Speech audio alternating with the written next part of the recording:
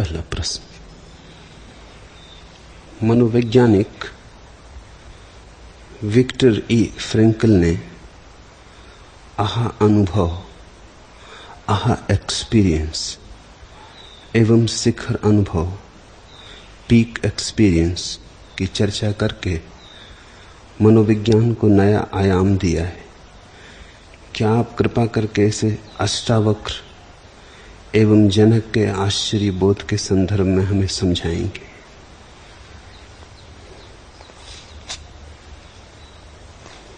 पहली बात, जिसे फ्रैंकल ने आहा अनुभव कहा है, वो आहा तो है, अनुभव बिल्कुल नहीं। अनुभव का तो अर्थ होता है आहा मर गई। आहा का अर्थ ही होता है कि तुम उसका अनुभव नहीं बना पा रहे। कुछ ऐसा घटा है जो तुम्हारे अतीत ज्ञान से समझा नहीं जा सकता, इसलिए तो आहा का भाव पैदा होता है। कुछ ऐसा घटा है जो तुम्हारी अतीत श्रृंखला से जुड़ता नहीं, श्रृंखला टूट गई। अनहोना घटा है, अपरिचित घटा है, असंभव घटा है, जिसे न तुमने कभी सोचा था, न विचारा था, न सपना देखा था, ऐसा घटा है। परमात्मा जब तुम्हारे सामने खड़ा होगा तो न तो वो कृष्ण की तरह होगा बांसुरी बजाता हुआ, और न जीसस की तरह होगा सूली पे लटका हुआ, और न राम की तरह होगा धनुष्बाण हाथ में लिए हुए। अगर राम की तरह धनुष्बाण हाथ में लिए खड़ा हो तो तुम्हारे अनुभव से मेल खा जाएगा। तुम कहोगे ठीक है, प्रभु द्वार आ गए। आहा पैदा नहीं होगा, अनुभव बन जाएगा, तुम्हारी धारणा में बैठ जाएगा। थोड़े बहुत चौंकोगे, लेकिन चौंक इतनी गहरी ना होगी कि तुम्हारे अतीत से तुम्हारे भविष्य को अलग तोड़ जाए। आहा का अर्थ होता है ऐसी चौंक कि जैसे बिजली कौंध गई और एक क्षण में जो अतीत था वो मिट गया, उससे तुम्हारा कोई संबंध ना रहा। कुछ ऐसा घटा जिसकी तुम्हें सपने में भी भनक न थी। असंभव घटा, अज्ञेय द्वार पर खड़ा हो गया, न जिसके लिए कोई धारणा थी, न विचार था, न सिद्धांत था, जिसे समझने में तुम असमर्थ हो गए बिल्कुल, जिस पे तुम्हारी समझ का ढांचा न बैठ सका, जो तुम्हारी समझ के सारे ढांचे तोड़ गया। उस अवस्था में ही आहा का भाव पैदा होता है। इसलिए आहा, पहली तो बात ख्याल रखना, अनुभव नहीं। अनुभव का तो अर्थ होता है प्रतिभिज्ञा हो गई, रिकॉग्निशन हो गया, तुम पहचान गए कि अरे ये गुलाब का फूल। लेकिन गुलाब के फूल की प्रतिभिज्ञा, पहचान तभी हो सकती है जब अतीत में देखे गए फूलों जैसा ही हो। अगर ऐसा हो जैसा कि अतीत में कभी जाना ही नहीं, तो तुम पहचान ना सकोगे, तुम ठगे खड़े रह जाओगे, तुम्हारा मन एकदम स्तब्ध हो जाएगा, तुम्हारे मन की चलती विचारधारा एकदम खंडित हो जाएगी। उस खंडित विचारधारा में, उस निर्विचार क्षण में जो घटता है वही आहा है, वह अनुभव नहीं। अनुभव तो सभी मन के, वह अनुभवातीत अनुभव है। कहने को अनुभव कहो, अनुभव नहीं। उस अनुभवातीत अवस्था की 3 श्रेणियां हैं। पहली, जैसे ही किसी व्यक्ति को अनजान और अपरिचित की प्रतीति होती है, उसका सानिध्य मिलता है। संबोधि कहो, समाधि कहो, परमात्मा कहो, जैसे ही तुम्हारे पास उस अनजान की तरंगें आती, तुम तरंगायत होते हो, तो जो पहला भाव उठता है वो होता है आह, मुझे और हुआ। इस पे भरोसा नहीं आता कि मुझे और हो सकता है। बुद्ध को हुआ होगा, कृष्ण को हुआ होगा, क्राइस्ट को हुआ होगा, मुझे। पहली असंभावना तो यह दिखती है कि मुझ पापी को, मुझ नाकुछ को, मुझ गिरे हुए को मुझे हुआ। आह, तो पहला अनुभव तो यह होता है कि जैसे एक छाती में छुरी चुभ गई। तुमने कभी सोचा ही नहीं था कि तुम्हें हो सकता है। तुमने कभी सोचा परमात्मा तुम्हें मिल सकता है? सदा किसी और को मिला है।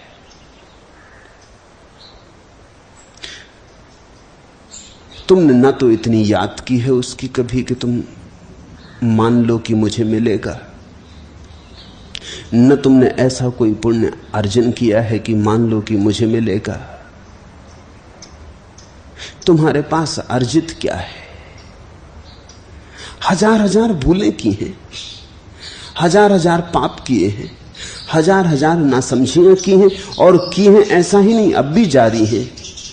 तो जब पहली दफा परमात्मा उतरता है तो अपने पर भरोसा नहीं आता, तो पहली तो चोट उठती, मुझे नहीं, ऐसा कैसे हो सकता है?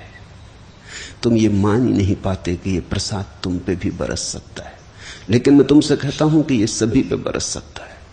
ये प्रसाद है, इसके पाने के लिए तुम्हें अर्जित करने की जरूरत ही नहीं। ये कुछ ऐसी चीज नहीं जिसे तुम मोल तोल कर लो, जिसे तुम खरीद लो त्याग से, तपश्चर्या से। जो त्याग से मिलता है वो कुछ और होगा, परमात्मा नहीं। जो तपश्चर्या से मिलता है वो कुछ और होगा, परमात्मा नहीं। क्योंकि जो तुम्हारे करने से मिलता है वो तुमसे छोटा होगा, तुमसे बड़ा नहीं हो सकता। जो तुम्हारे कृत्य से मिलता है, जो तुम्हारी मुट्ठी में बंधा है, उसका मूल्य ही क्या, वो विराट नहीं होगा। तुम्हारे कृत्य से जो मिलता है वो कर्ता से तो बड़ा नहीं हो सकता। कर्ता तो अपने कृत्य से सदा बड़ा होता है। तुम एक चित्र बनाते हो, कितना ही सुंदर चित्र हो, लेकिन चित्रकार से बड़ा तो नहीं हो सकता। चित्रकार से पैदा हुआ है, चित्रकार बड़ा होगा। तुमने एक गीत रचा, कितना ही सुंदर हो, कितना ही मनमोहक हो, लेकिन गीतकार से बड़ा तो नहीं हो सकता। तुमने वीणा बजाई, कैसा ही रस की धार बहे, लेकिन वीणा वादक से तो बड़ी नहीं हो सकती। जिससे बहती उससे तो छोटी ही होगी। अगर तुम्हारे कृत्य से परमात्मा मिले तो तुमसे छोटा होगा। इसलिए तो लोगों को जो परमात्मा मिलते हैं वो बहुत परमात्मा नहीं है, वो उनसे छोटे, वो उनके ही मन का खेल, उनकी ही आकांक्षाओं वासनाओं के रूप। वे सपने की भांति हैं, यथार्थ नहीं। वास्तविक परमात्मा तो प्रसाद रूप मिलता है। वहां तुम्हारा कृत्य होता ही नहीं, न तुम्हारा पुण्य होता है, न तुम्हारा ध्यान, न तुम्हारा तप, वहां कुछ भी नहीं होता। वहां तुम भी नहीं होते। जब तुम मिटते हो तब वो प्रसाद बरसता है। जब तुम सिंहासन खाली कर देते हो तब वो राजा आता है। तो पहली तो चोट लगती, तुम मान सकते थे कि किसी और को मिला, उसने बड़ी तपस्या की थी, जन्मों जन्मों तक पुण्य अर्जन किया था, तुम्हें मिला। तो पहला अनुभव तो है जब तुम थोड़े संभलते हो, जब तुम संभल के जो हो रहा है उसे देखते हो, जिससे हो रहा है उसकी फिक्र छोड़ देते हो, क्योंकि अब तो ये हो ही गया, इस पर रुकना क्या। जो हो रहा है जब तुम्हारी नजर उस पर जाती है तो भाव उठता है, अपूर्व हो रहा है, अनिर्वचनीय हो रहा है। शब्द बड़ा प्यारा है। ये किसी भाषा का शब्द नहीं है। हिंदी में कहो तो आहा है, अंग्रेजी में कहो तो आहा है, चीनी में कहो तो आहा है, जर्मन में कहो तो आहा है। ये किसी भाषा का शब्द नहीं है, ये भाषाओं से पार है। जिसको भी होगा, एक हार्ट को हो तो उसको भी निकलता है आहा, और रिंझाई को हो तो उसको भी निकलता है आहा, और कबीर को हो तो उसको भी। सारी दुनिया में जहां भी किसी ने परमात्मा का अनुभव किया है वहीं आहा का उद्घोष हुआ है। लेकिन ये भी दूसरी सीढ़ी है। पहले तुम अपने पे चौंकते हो कि मुझे हुआ, फिर तुम इस पे चौंकते हो कि परमात्मा हुआ, फिर इन दोनों के पार एक तीसरा बोध है जिसे हम कहें अहो। वही जनक को हो रहा है। तीसरा बोध है, फिर न तो यह सवाल है कि मुझे हुआ, न यह सवाल है कि परमात्मा हुआ, फिर सब्जेक्ट और ऑब्जेक्ट, मैं और तू के पार हो गई बात। हुआ यही आश्चर्य, होता है यही आश्चर्य है। तरतुल्यन ने कहा है कि परमात्मा असंभव है, हो नहीं सकता, लेकिन होता है। तब तीसरी बात उठती है अहो। ऐसा समझो, आह, हृदय धक से रह गया, ठिठक के रह गया, अवाक। एक पूर्ण विराम आ गया। दौड़े चले जाते थे, न मालूम कहां कहां दौड़े चले जाते थे, पैर ठिठक गए, दौड़ बंद हो गई, सब रुक गया, श्वास तक ठहर गई। आह, जो श्वास आह में बाहर गई वो भीतर नहीं लौटती। थोड़ी देर सब शून्य हो गया, संभले, श्वास भीतर वापस लौटी। ये जो श्वास का भीतर लौटना है, ये बड़ा नया अनुभव है, क्योंकि तुम तो मिट गए आह में। अब श्वास भीतर लौटती है एक शून्य ग्रह में, मंदिर में। और अब ये श्वास लौटती है, वो जो बाहर खड़ा है परमात्मा, उसकी सुगंध से भरी हुई, उसकी गंध से आंदोलित, उसकी शीतलता, उसके प्रकाश के किरणों में नहाई हुई, उसके प्रेम में पगी। जैसे ही ये श्वास भीतर जाती है तो आहा। पहले तुम चौंक के रह गए थे, श्वास बाहर की बाहर रह गई थी। अब श्वास भीतर आती तो श्वास के बहाने परमात्मा भीतर आता है। तुम्हारा रोआ रोआ खिल जाता है, कली कली फूल बन जाती, हजार हजार कमल खिल जाते तुम्हारे चैतन्य की झील पर। आहा। और तब दोनों मिट जाते, न तो तुम हो न परमात्मा है। दोनों एक हो गए, सीमाएं खो गई, महामिलन होता। जहां न मैं हूं न तू है, तब अहो। आह है अवाक हो जाना, आहा है अवाक धन आश्चर्य, अहो है आश्चर्य धन अवाक धन कृतज्ञता। तो आह तो घट सकती है नास्तिक को भी, आह तो घट सकती है वैज्ञानिक को भी। जब वैज्ञानिक भी कोई नई खोज कर लेता है तो धक रह जाता है, भरोसा नहीं आता, आह निकल जाती। आह तो घट सकती है गणितज्ञ को भी। कोई सवाल जो वर्षों तक उलझाए रहा हो, जब हल होता है तो वर्षों तक उलझाए रहने के कारण इतना तनाव पैदा हो जाता है, और जब हल होता है तो सारा तनाव गिर जाता है, बड़ी शांति मिलती।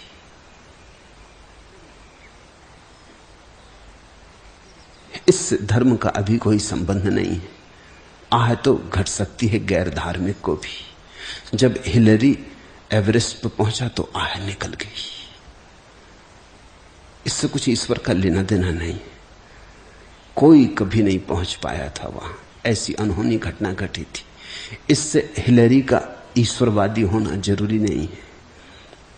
जब पहली दफा आदमी चांद पे चला होगा तो आह निकल गई होगी, भरोसा ना आया होगा कि मैं चल रहा हूं चांद पर।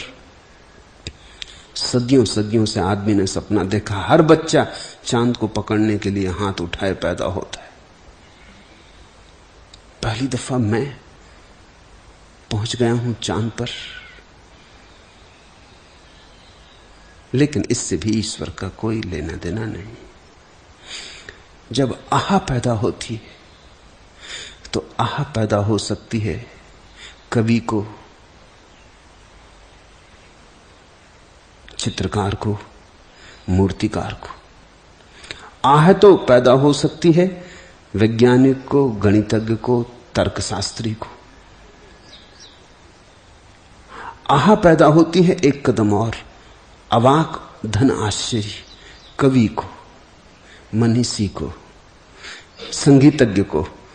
जब संगीतज्ञ किसी ऐसी धुन को उठा लेता है जिसे कभी नहीं उठा पाया था, जब वो धुन बजने लगती, जब वो धुन वास्तविक हो जाती, सघन होने लगती, जब धुन चारों तरफ बरसने लगती, या कवि जब कोई गीत गुनगुना लेता है जिसे गुनगुनाने को जीवन भर तड़फा था, शब्द नहीं मिलते थे, भाव नहीं बंधते थे, जब पंक्ति बैठ जाती हैं, जब लय और छंद पूरे हो जाते,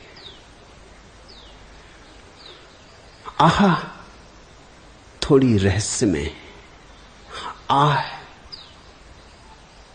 बहुत व्यवहारिक है, और अहो धार्मिक।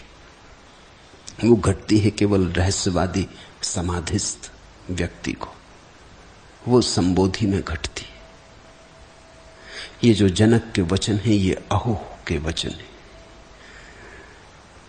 संभाले नहीं संभल रही है बात, हर वचन में कहे जाते हैं अहो अहो। इसमें बड़ी कृतज्ञता का भाव है, बड़ा गहन धन्यवाद है। पहली दफा आस्था का जन्म हुआ है, पहली दफा अंधेरे में आस्था की किरण उतरी। अब तक माना था, सोचा था, विचारा था कि परमात्मा है, अब परमात्मा भीतर आ गया है, अब प्रत्यक्ष है। रामकृष्ण से विवेकानंद ने पूछा कि मुझे परमात्मा को दिखाएंगे, मुझे परमात्मा को सिद्ध करके बताएंगे, मैं परमात्मा की खोज में हूं, मैं तर्क करने को तैयार हूं। रामकृष्ण सुनते रहे, और रामकृष्ण ने कहा तू अभी देखने को राजी है कि थोड़ी देर ठहरेगा? अभी चाहिए? थोड़े विवेकानंद चौंके, क्योंकि औरों से भी पूछा था, वो पूछते ही फिरते थे। बंगाल में जो भी मनीषी थे उनके पास जाते थे कि ईश्वर है, तो कोई सिद्ध करता था, प्रमाण देता था वेद से, उपनिषद से। और यहां एक आदमी है अपढ़, वो कह रहा अभी या थोड़ी देर रुकेगा, जैसे कि घर में रखा हो, जैसे कि खीसे में पड़ा हो परमात्मा। अभी ये सोचा ही नहीं था विवेकानंद ने कि कोई ऐसा भी पूछने वाला कभी मिलेगा कि अभी। और इसके पहले कि वो कुछ कहें, रामकृष्ण खड़े हो गए। इसके पहले कि विवेकानंद उत्तर देते, उन्होंने अपना पैर विवेकानंद की छाती से लगा दिया, और विवेकानंद के मुंह से जोर की चीख निकली, आह, और वो गिर पड़े और कोई घंटे भर बेहोश रहे। जब वो होश में आए तो आंखें आंसुओं से भरी थी, आह आहा हो गई थी। जब उन्होंने रामकृष्ण की तरफ देखा तो अहो में रूपांतरण हुआ आहा का, वो गदगद हो गए। उन्होंने पैर पकड़ लिए रामकृष्ण के और कहा अब मुझे कभी छोड़ना मत, मैं ना समझूं, मैं कभी छोड़ूं भी, भागूं भी, लेकिन मुझे तुम कभी मत छोड़ना। ये हुआ क्या? विवेकानंद पूछने लगे, मुझे किस लोक में ले गए?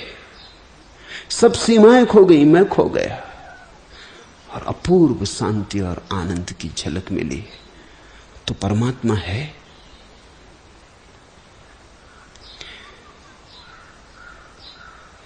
विचार ठिठक जाए आह, भाव ठिठक जाए आहा, तुम्हारी समग्र आत्मा ठिठक जाए अहो। फ्रैंकल ने महत्वपूर्ण काम किया है कि मनोविज्ञान में उसने आहा अनुभव की बात शुरू की, लेकिन फ्रैंकल कोई रहस्यवादी संत नहीं, उसे संबोधि का या ध्यान का कोई पता नहीं, इसलिए वो आहा तक ही जा पाया, अहो की बात नहीं कर पाया है। और उसकी आहा भी बहुत कुछ आह से मिलती जुलती है, क्योंकि उसके स्वयं के कोई अनुभव नहीं। ये तर्क सरणी से, विचार की प्रक्रिया से उसने सोचा है कि ऐसा भी अनुभव होता है। एक हार्ट है, तरतुलियन है, कबीर है, मीरा है, इनके संबंध में सोचा है। सोच सोच के उसने ये सिद्धांत निर्धारित किया, लेकिन फिर भी सिद्धांत मूल्यवान है। कम से कम किसी ने तर्क से भरे हुए खोपड़ियों में कुछ तो डाला कि इसके पार भी कुछ हो सकता है। लेकिन फ्रैंकल की बात प्राथमिक है, उसे खींच के अहो तक ले जाने की जरूरत है, तभी उसमें दिव्य आयाम प्रविष्ट होता है।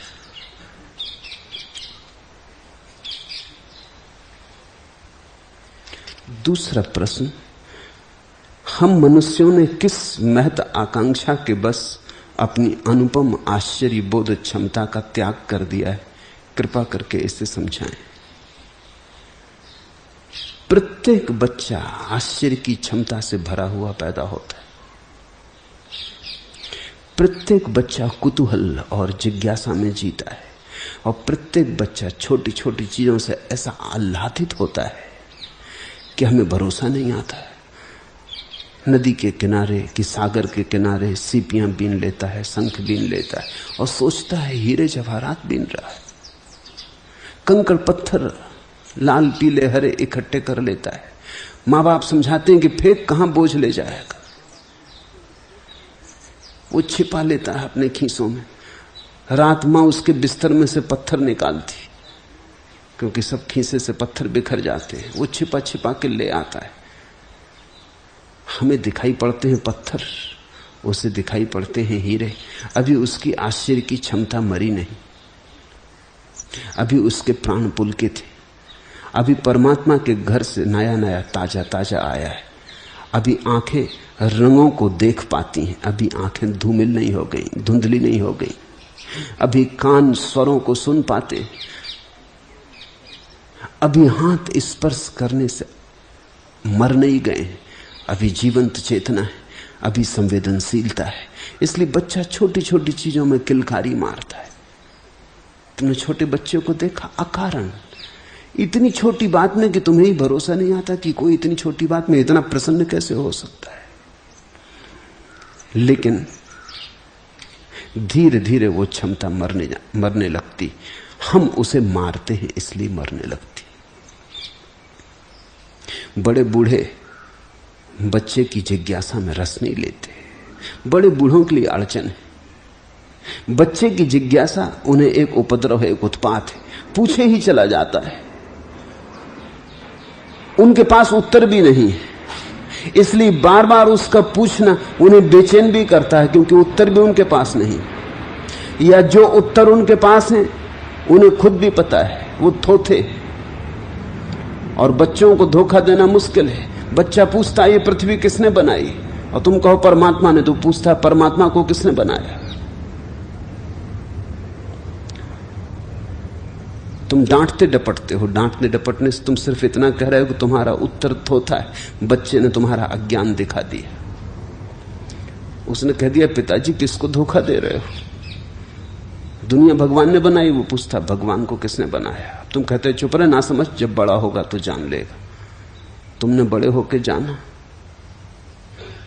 लेकिन सिर्फ तुम टाल रहे हो, तुम छुटकारा कर रहे हो। तुम कह रहे हो मुझे मत सता, मुझे खुद ही पता नहीं, लेकिन इतनी कहने की तुम्हारी हिम्मत नहीं कि मुझे पता नहीं है। जब बच्चे ने पूछा पृथ्वी किसने बनाई, संसार किसने बनाया, काश तुम ईमानदार होते और कहते कि मैं भी खोज रहा हूं, पता चलेगा तो मैं तुझे कहूंगा। तुझे कभी पता चल जाए तो मुझे कह देना, मगर मुझे पता नहीं। तो आश्चर्य की क्षमता मरती नहीं। स्कूल जाता बच्चा और शिक्षकों से पूछता संसार किसने बनाया, और वो कहते कि हमें पता नहीं, हम खोजते हैं, लेकिन अभी तक कुछ पता नहीं चला, बड़ा रहस्य। तुम भी खोजना। नहीं, लेकिन मुश्किल है। बाप का अहंकार है कि बाप और न जाने। बाप ये बात मान ही नहीं सकता। बाप क्या हो गया, सब बातों का जानकार हो जाना चाहिए। कोई स्त्री मां क्या बन गई, हर बात की जानकार हो गई। कोई आदमी प्राइमरी स्कूल में पढ़ाने क्या लगा, 100 रुपए की नौकरी क्या मिल गई, वो हर चीज का जानकार हो गया। तो शिक्षक का अहंकार है, बाप का अहंकार है, माँ का अहंकार है, बड़े भाइयों का, परिवार के लोगों का, समाज का अहंकार है। और छोटा सा बच्चा इतने अहंकारों में तुम सोचते हो बच सकेगा? अबोध उसका नाजुक आश्चर्य तुम्हारे अहंकारों में दबेगा, पिस जाएगा, मर जाएगा।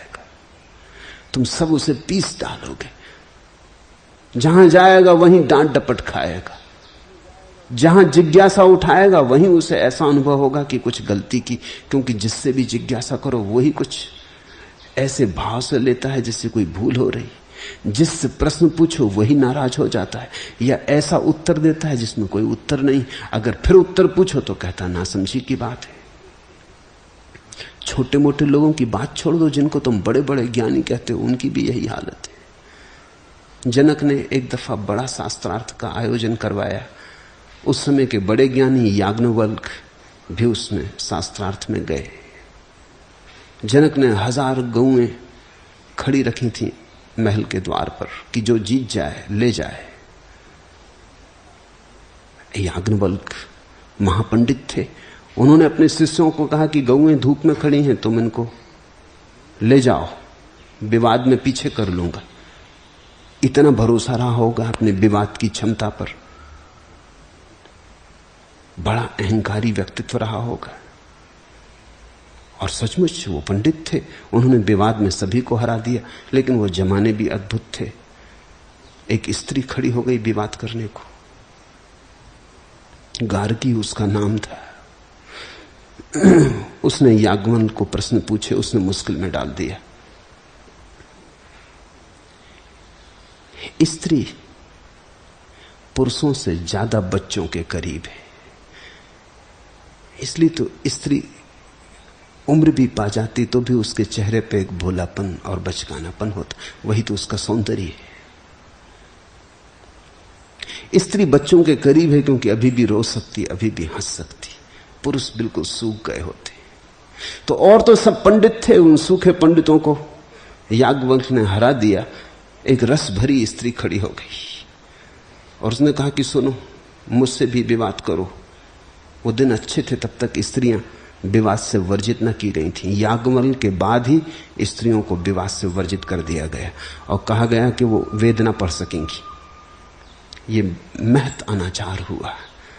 लेकिन इसके पीछे कारण था गार्गी ने याज्ञवल्क्य को पसीने पसीने कर दिया।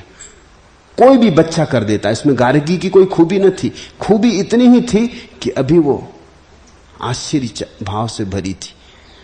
वो पूछने लगी प्रश्न। उसने सीधा सा प्रश्न पूछा। पंडितों ने तो बड़े जटिल प्रश्न पूछे थे, उनके उत्तर भी याज्ञवल्क्य ने दे दिए थे। जटिल प्रश्न का उत्तर देना सदा आसान है, सरल प्रश्न का उत्तर देना सदा कठिन है। क्योंकि प्रश्न इतना सरल होता है कि उसमें उत्तर की गुंजाइश नहीं होती। जब प्रश्न बहुत कठिन हो तो उसमें बहुत गुंजाइश होती। इस कोने उस कोने 1000 रास्ते होते। जब प्रश्न बिल्कुल सीधा सरल हो, जैसे कोई पूछ ले कि पीला रंग यानी क्या, तो क्या करोगे? प्रश्न बिल्कुल सीधा सरल है। तुम कहोगे कि पीला रंग यानी पीला रंग, वो कहे ये भी कोई उत्तर हुआ?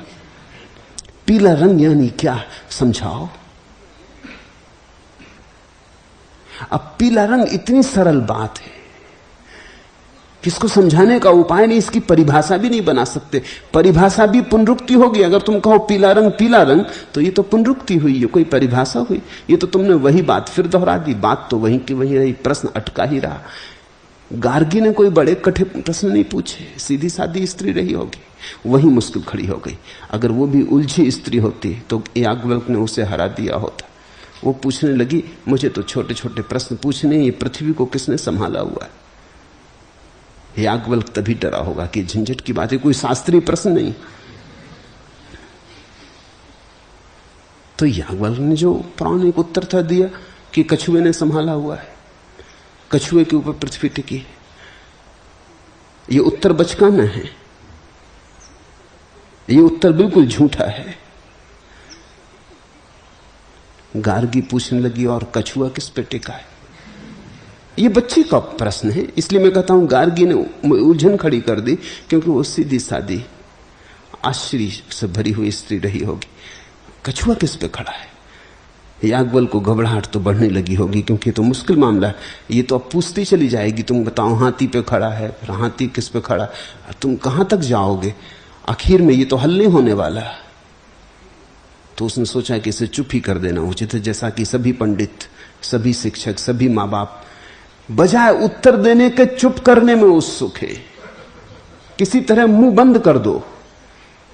तो उसने कहा सब परमात्मा पे खड़ा हुआ है, सभी को उसने संभाला हुआ है। गार्गी ने कहा बस अब एक प्रश्न और पूछना है, परमात्मा को किसने संभाला है? इसलिए मैं कहता हूं ये बिल्कुल बच्चों जैसा प्रश्न था, सीधा सरल। बस याज्ञवल क्रोध में आ गया।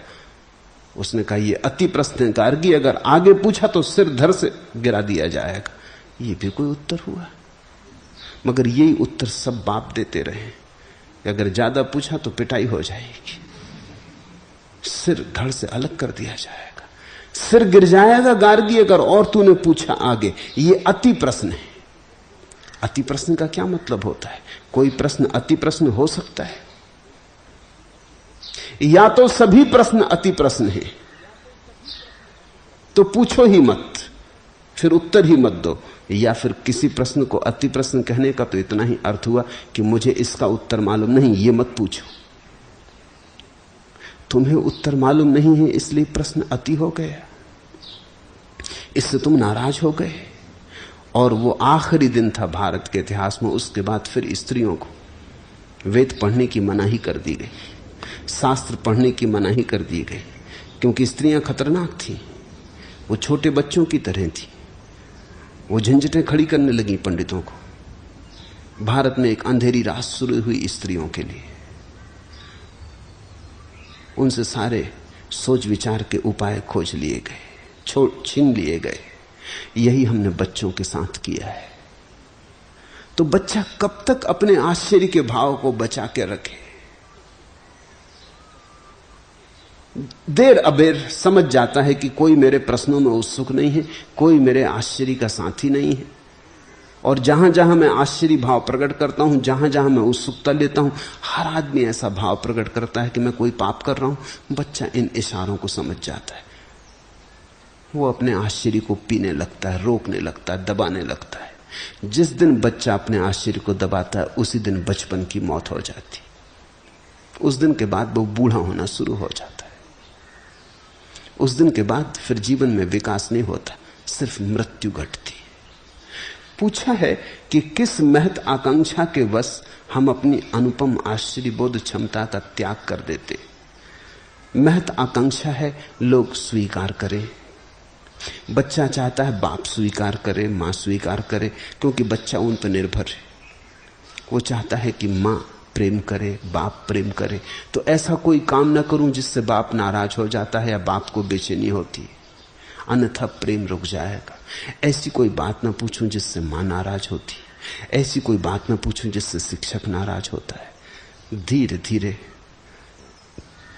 प्रेम पाऊं, स्वीकार पाऊं, दूसरे मेरे जीवन में सहयोगी बने, इस आधार पर आश्चर्य की मृत्यु हो जाती। बच्चा आश्चर्य को छोड़ देता है, अहंकार को पकड़ लेता है। ये सब अहंकार की आकांक्षा है कि लोगों में सम्मान मिले, अपमान न मिले, सभी लोग मुझे स्वीकार करें, सब लोग कहें कितना अच्छा, कितना शांत, कितना सौम्य बच्चा है। पूछने वाला उपद्रवी मालूम पड़ता है, सीमा से ज्यादा पूछने वाला विद्रोही मालूम पड़ने लगता है।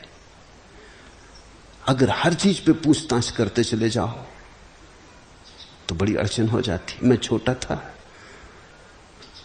तो मेरे घर के लोग मुझे किसी सभा इत्यादि में नहीं जाने देते थे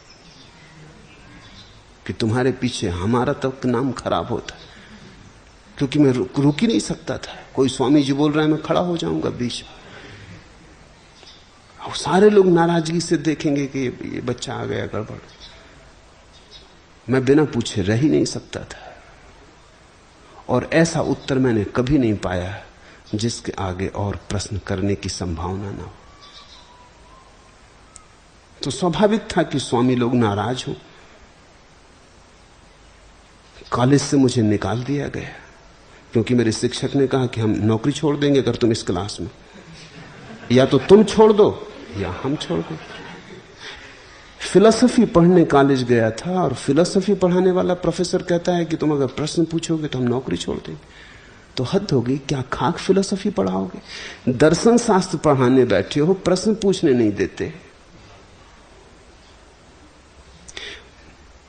उनकी कठिनाई भी मैं समझता हूं, अब तो और अच्छी तरह समझता हूं उनकी कठिनाई, क्योंकि पढ़ना लिखना हो ही नहीं सकता था। मेरे पूछने का अंत नहीं था और उनके पास इतनी हिम्मत ना थी कि वो किसी प्रश्न पर कह दें कि मुझे इसका उत्तर नहीं मालूम। वो अड़चन थी। वो कुछ ना कुछ उत्तर देते हो, मैं उनके उत्तर में से फिर भूल निकाल लेता। ऐसा हुआ कि 8 महीने तक पहले पाठ से हम आगे बढ़े ही नहीं। तो उनकी घबराहट भी मैं समझता हूं, मगर एक छोटी सी बात से हल हो जाता। वो कह देते मुझे मालूम नहीं, बात खत्म हो जाती। मैं उनसे यही कहता कि आप इतना कह दो कि मुझे मालूम नहीं, फिर मैं आपको परेशान नहीं करूंगा, फिर बात खत्म हो गई। अगर आप कहते हो मुझे मालूम है तो ये विवाद चलेगा, चाहे जिंदगी मेरी खराब हो जाए और आपकी खराब हो जाए। 8 महीने बीत गए तो उनको लगा ये तो अब मुश्किल मामला है, ये परीक्षा का वक्त आने लगा, औरों का क्या होगा। धीरे धीरे यह हालत हो गई कि और विद्यार्थियों ने तो आने ही बंद कर दिया क्लास। सारी क्या ये 2 आदमी लड़ते हैं।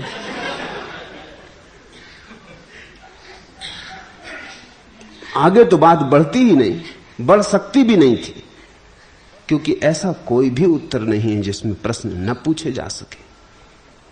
हर उत्तर नए प्रश्न पैदा कर जाता है। हाँ, अगर उन्होंने जरा भी विनम्रता दिखाई होती, बात हल हो गई होती। मैंने उनसे बार बार कहा कि आप एक दफा कह दो कि मुझे इसका उत्तर नहीं मालूम, बात खत्म हो गई। फिर अशिष्टता है आपसे पूछना। लेकिन आप कहते हो मालूम है तो मजबूरी है, फिर मुझे पूछना ही पड़ेगा। उन्होंने तो इस्तीफा दे दिया। वो 3 दिन छुट्टी लेके घर बैठ गए। उन्होंने कहा मैं तो आऊंगा ही तब जब ये विद्यार्थी वहां नहीं रहेगा।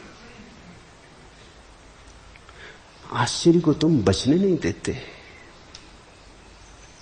अब ये स्वाभाविक था, क्योंकि मेरी परीक्षा के पत्र उन्हीं के हाथ में थे। ये तो तय ही था कि मैं फेल होने वाला हूं, इसमें तो कोई शक शुबा नहीं था।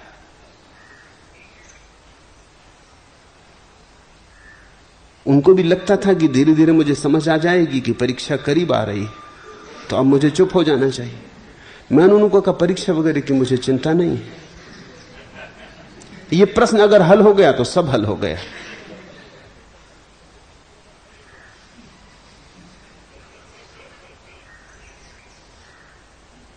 अगर हम सम्मान चाहते हैं तो स्वभाव था हमें राजी होना होगा। लोग जो कहते हैं वही मान लेने को राजी हो जाना होगा। तो तुमने पूछा है किस कारण से, किस महत आकांक्षा से आश्चर्य मर जाता है? अहंकार की आकांक्षा से आश्चर्य मर जाता है। सफल होना है तो आश्चर्य से काम नहीं चलेगा। आश्चर्य से भरे हुए लोग असफल होंगे ही, वे कहीं भी सफल नहीं हो सकते, क्योंकि सफल होने के लिए दूसरों का साथ जरूरी है। सफल होने के लिए सम्मान पाना जरूरी है। सफल होने के लिए दूसरों के बिना सफलता का उपाय कहां है?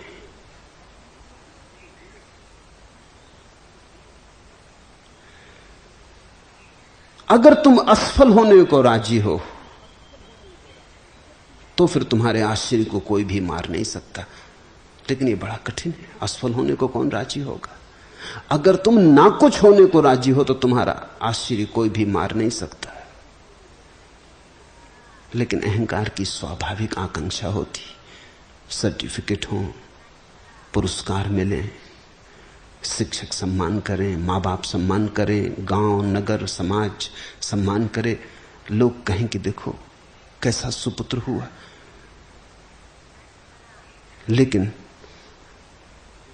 तब आश्चर्य मरेगा, तुम्हारे भीतर का काव्य मर जाएगा, तुम्हारे भीतर का कुतूहल मर जाएगा, तुम्हारे भीतर की वो जो तरंगायत रहस्य अनुभव करने की क्षमता है वो जड़ हो जाएगी।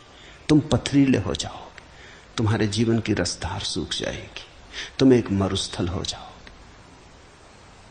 सफल हो जाओगे लेकिन सफल होने में जीवन गंवा दोगे, मरने के पहले मर जाओगे। मैं तुमसे कहता हूं असफल रहना, कोई फिक्र नहीं। आश्चर्य को मत मरने देना, क्योंकि आश्चर्य परमात्मा तक पहुंचने का द्वार है। भरो अपने को आश्चर्य से। जितना विराट तुम्हारा आश्चर्य हो, जितनी गहन तुम्हारी जिज्ञासा हो, उतनी ही बड़ी संभावना है तुम्हारे भीतर विराट के उतरने की। पूछोगे, पुकारोगे, खोजोगे तो मिलेगा। जीसस ने कहा है खटखटाओ तो द्वार खुलेंगे। पूछो तो उत्तर मिलेगा, मांगो तो भर दिए जाओगे।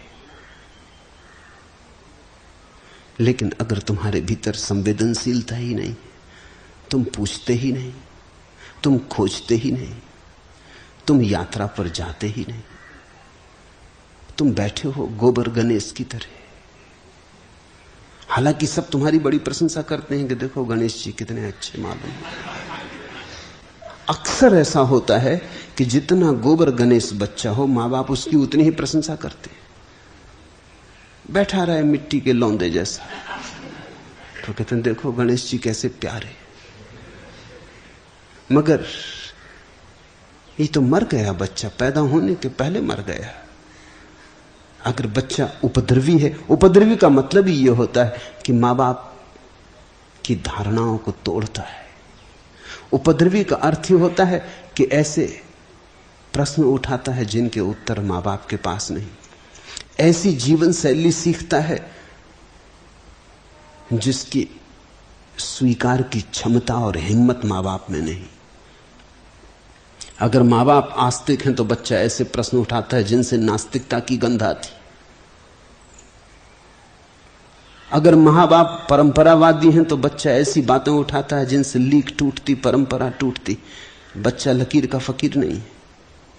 तो सारा समाज, इतना बड़ा समाज, राज्य, पुलिस, अदालतें, सब आश्चर्य की हत्या करने को बैठी। हां, जब तुम्हारा आश्चर्य मर गया तब तुम यंत्रवत हो गए, फिर तुम योग्य हो गए, काम के हो गए, कुशल हो गए। फिर तुम पूछोगे नहीं, तुम प्रश्न नहीं उठाओगे, तुम चुपचाप जो कहा जाओगा करोगे। देखा मिलिट्री में यही करते हो। मिलिट्री में घंटों कवायद करवाते रहते हैं, कहते बाएं घूम, दाएं घूम। कोई पूछे कि 3-3, 4-4 घंटे बाएं दाएं घूम क्यों करवा रहे हो? उसके पीछे बड़ा मनोवैज्ञानिक कारण। वो व्यक्ति के भीतर व्यक्तित्व को मारना चाहते। वो कहते हैं जब हम कहें बाएं घूम तो तुम बाएं घूमो। तुम्हारे भीतर ऐसा प्रश्न नहीं उठना चाहिए क्यों। किसी साधारण आदमी से सड़क पर खड़े हो कहो कि बाएं घूम तो वो कहेगा क्यों। स्वाभाविक, किस लिए बाएं घूमे? कोई कारण हो तो बाएं घूमे। लेकिन मिलिट्री में अगर तुम कहो कि किस लिए बाएं घूमे, क्या कारण है, तो तुम गलत बात पूछ रहे हो। कारण पूछने का सवाल नहीं, आज्ञा मानना है। तुम्हारे मस्तिष्क को इस तरह से ढालना है कि तुमसे जो कहा जाए तुम बिना सोचे कर सको। यही कुशलता है, इफिशिएंसी। क्योंकि सोच में तो समय लगता है। तुमसे कहा बाएं घूमो, तुम सोचने लगे कि घूमे कि न घूमे, कि फायदा क्या, कि मतलब क्या, और फिर दाएं घूमना पड़ेगा और फिर यहीं आना पड़ेगा। तो थोड़ी देर में घूम के लोग यहीं आ जाएंगे, हम यहीं खड़े रहें। सार क्या है? तो तुम सैनिक नहीं बन सकते। सैनिक बनने का अर्थ ही यही है कि तुम्हारे भीतर विचार की कोई भी उर्मी न रह जाए, विचार की कोई तरंग न रह जाए। तुम बिल्कुल जड़वत हो जाओ। जब कहा बाएं घूम तो तुम ऐसे यंत्रवत घूम जाओ कि तुम चाहो भी अपने को रोकना तो ना रोक सको। विलियम जेम्स ने उल्लेख किया है कि पहले महायुद्ध के वक्त वो एक होटल में बैठा हुआ है, अपने मित्रों से बात कर रहा है। तभी बाहर से एक युद्ध से रिटायर सैनिक अंडों का एक टोकरी लिए सिर पर जा रहा है। उसने मजाक में, सिर्फ ये दिखाने के लिए कि आदमी कैसा यांत्रिक हो जा सकता है, होटल में जोर से कहा अटेंशन। वो जो सैनिक बाहर जा रहा था अंडे की टोकरी लिए, वो अटेंशन खड़ा हो गया। उसको नौकरी छोड़े भी 10 साल हो गए। वो सारे अंडे सड़क पर गिर के बिखर के टूट गए। वो बड़ा नाराज हुआ। उसने कहा किस ना समझने अटेंशन का, विलियम जेम्स ने कहा कि तुम्हें मतलब, हम अटेंशन कहने के हकदार, तुम मत हो अटेंशन। उसने कहा यह भी हो सकता। 30 साल तक अटेंशन यानी अटेंशन, अब तो वो खून में समा गया है। ऐसी मजाक करनी ठीक नहीं।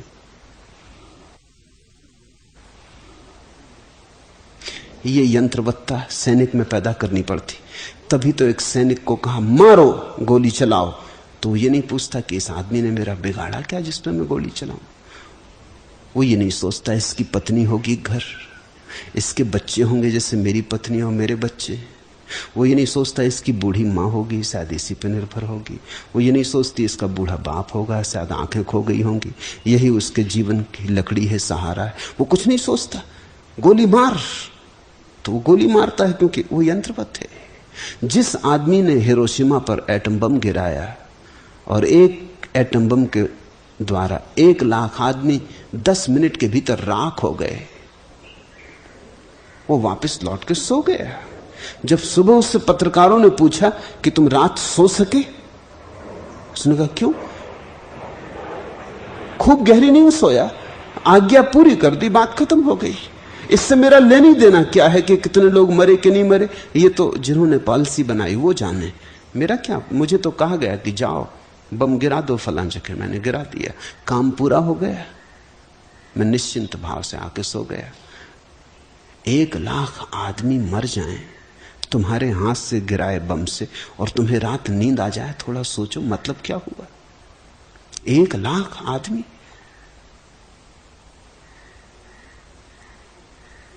राख हो गए। इनमें से तुम किसी को जानते नहीं, किसी ने तुम्हारा कुछ कभी बिगाड़ा नहीं, तुमसे किसी का कोई झगड़ा नहीं।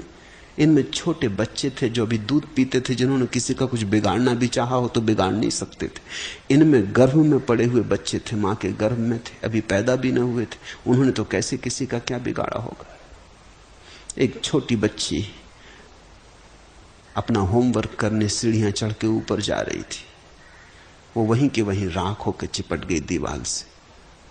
उसका बस्ता, उसकी किताबें सब राख होकर चिपट गए।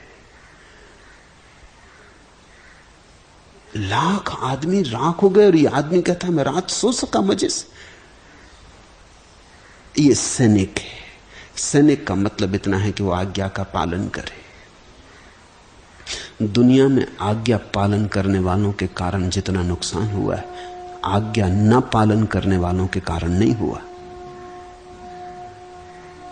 और अगर एक अच्छी दुनिया बनानी हो तो हमें आज्ञा मानने की ऐसी अंधता तोड़नी पड़ेगी।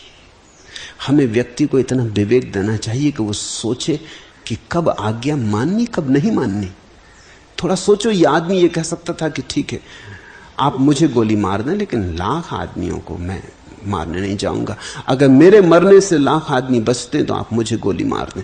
थोड़ा सोचो कि जिस सैनिक को भी कहा जाता कि हिरोशिमा पर बम गिराओ एटम, वो कह देता मुझे गोली मार दें, मैं तैयार हूं, मगर मैं गिराने नहीं जाता। दुनिया में क्रांति हो जाती। क्या आदमी ने इतना बल खो दिया है, विचार की इतनी क्षमता खो दी? मगर इसी के लिए कवायद करवानी पड़ती, ताकि धीरे धीरे धीरे धीरे विचार की क्षमता खो जाए। सैनिक और सन्यासी दो छोर हैं। सन्यासी का अर्थ है जो ठीक उसे लगता है वही करेगा, चाहे परिणाम कुछ भी हो। और सैनिक का अर्थ जो कहा जाता है वही करेगा, चाहे परिणाम कुछ भी हो। सन्यासी बगावती होगा ही, बुनियादी रूप से होगा। इसलिए मैं कहता हूं धार्मिक आदमी विद्रोही होगा ही। अगर कोई आदमी धार्मिक हो और विद्रोही ना हो तो समझना कि धार्मिक नहीं, उसने सैनिक होने को सन्यासी होना समझ लिया है। वो मंदिर भी जाता है, पूजा कराता है, लेकिन उसकी पूजा कवायद का ही एक रूप है। उसे कहा गया है कि ऐसी पूजा करो तो वो कर आता है, घंटी ऐसी बजाओ तो बजा आता है, पानी छिड़को, गंगा जल डालो, तिलक टीका लगाओ, वो कर आता है। लेकिन ये सब कवायद है। ये आदमी धार्मिक नहीं, क्योंकि धार्मिक आदमी तो वही है जो अपने अंतर विवेक से जीता है। ये दुनिया धर्म के बड़े विपरीत है। यहां 300 धर्म हैं जमीन पर, मगर ये दुनिया धर्म के बड़े विपरीत है। ये 300 धर्म सभी धर्म के हत्यारे। ये सब धर्म को मिटा डाला है और मिटाने की पूरी चेष्टा है। धर्म मिट जाता है अगर तुम आज्ञाकारी हो जाओ। मैं तुमसे ये नहीं कहता कि अनाज्ञाकारी हो जाओ, ख्याल रखना, मेरी बात का गलत अर्थ मत समझ लेना। मैं तुमसे कहता हूं विवेकपूर्ण। फिर जो ठीक लगे आज्ञा में बराबर करो, और जो ठीक न लगे तो चाहे कुछ भी परिणाम भुगतना पड़े कभी मत करो। तब तुम्हारे जीवन में फिर से आश्चर्य का उद्भव होगा। फिर से तुम्हारी प्राणों पर जम गई राख झड़ेगी और अंगारा निखरेगा और दमकेगा। उस दमक में ही कोई परमात्मा तक पहुंचता है। परमात्मा तक पहुंचने का मार्ग सैनिक होना नहीं, परमात्मा तक पहुंचने का मार्ग सन्यासी होना है। और सन्यासी का अर्थ है जिसने निर्णय किया कि सब जोखम उठा लेगा लेकिन अपने विवेक को न बेचेगा। सब जोखम उठा लेगा, अगर जीवन भी जाता हो तो गंवाने को तैयार रहेगा, लेकिन अपनी अंत स्वतंत्रता को न बेचेगा। स्वतंत्रता का अर्थ स्वच्छंदता नहीं, स्वतंत्रता का अर्थ विवेक है। स्वतंत्रता का अर्थ परम दायित्व है कि मैं अपना उत्तरदायित्व समझ के स्वयं जीऊंगा, अपने ही प्रकाश में जीऊंगा। उधार परंपरागत लकीर का फकीर होकर नहीं, क्योंकि दुनिया की स्थितियां बदलती जाती हैं और लकीरें नहीं बदलती। दुनिया रोज बदलती जाती है, नक्शे पुराने बने रहते हैं। दुनिया रोज बदलती जाती है, आदेश पुराने हैं। अब तुम वेद से आदेश लोगे, भटकोगे नहीं तो क्या होगा? तुम कुरान से आदेश लोगे, गीता से आदेश लोगे, भटकोगे नहीं तो क्या होगा? पढ़ो गीता, समझो गीता, लेकिन आदेश सदा स्वयं की आत्मा से लेना। उपदेश ले लेना जहां से भी लेना हो, आदेश कहीं से भी मत लेना। उपदेश और आदेश का यही फर्क है। उपदेश का अर्थ है जहां भी शुभ बात सुनाई पड़े सुन लेना, गुन लेना, समझ लेना, लेकिन आदेश कहीं से मत लेना। आदेश के लिए तो तुम्हारे भीतर बैठा परमात्मा है, उसी से लेना। आश्चर्य की क्षमता मर गई है क्योंकि तुमने अहंकार को चाहा, अहंकार की आकांक्षा में मर गई है। अगर तुम चाहते हो आश्चर्य फिर से जगे तो अहंकार की चट्टानों को हटाओ, बहेगा झरना आश्चर्य का, और वो आश्चर्य तुम्हें ताजा कर जाएगा, कुंवारा कर जाएगा, नया कर जाएगा। फिर से तुम देखोगे दुनिया को जैसा कि देखना चाहिए। ये हरे वृक्ष कुछ और ही ढंग से हरे हो जाएंगे, ये गुलाब के फूल किसी और ढंग से गुलाबी हो जाएंगे। ये जगत बड़ा सुंदर है, लेकिन तुम्हारी आंखों का आश्चर्य खो गया, तुम्हारी आंखों पे पत्थर जम गए। ये जगत अपूर्व है क्योंकि ये प्रभु मौजूद है, यहां ये प्रभु से व्याप्त है। यहां पत्थर पत्थर में परमात्मा छिपा है, इसलिए कोई पत्थर पत्थर नहीं, यहां सिर्फ कोहिनूर ही कोहिनूर है।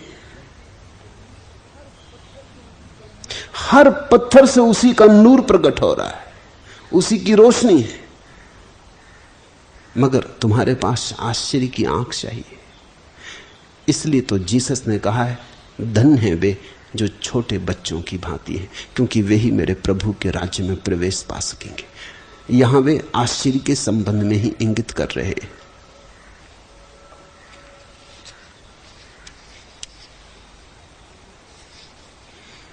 तीसरा प्रश्न,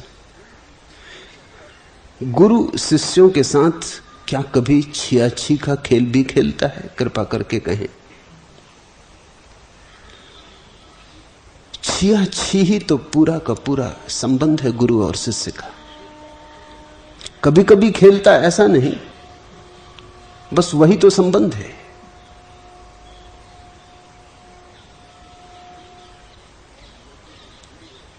और न केवल गुरु और शिष्य के बीच वैसा संबंध है, परमात्मा और सृष्टि के साथ भी वैसा ही संबंध है। गुरु और शिष्य तो उसी विराट खेल को छोटे पैमाने पर खेलते हैं जिस बड़े पैमाने पर परमात्मा सृष्टि के साथ खेल रहा है। यहां परमात्मा सब जगह छिपा है, पुकार रहा जगह जगह से, आओ मुझे छुओ, खोजो।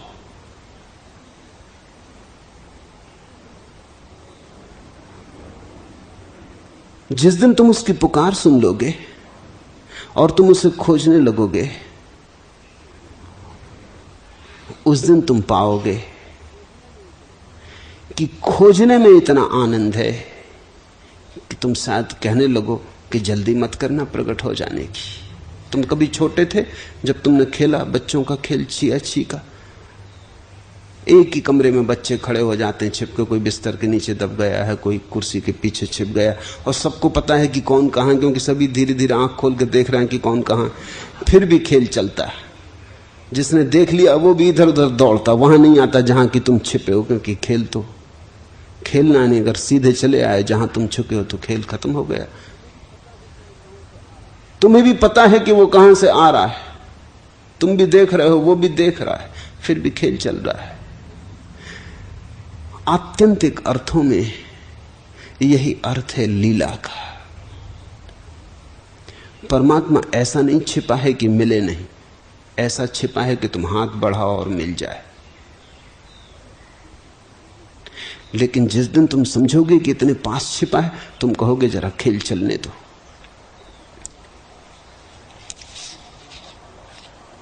चुभते ही तेरा अरुण बाण, बहते कनकन से फूट फूट, मधु के निर्झर से सजल गान। मेरे छोटे जीवन में देना न तृप्ति का कण भर, रहने दो प्यासी आंखें भरती आंसू के सागर।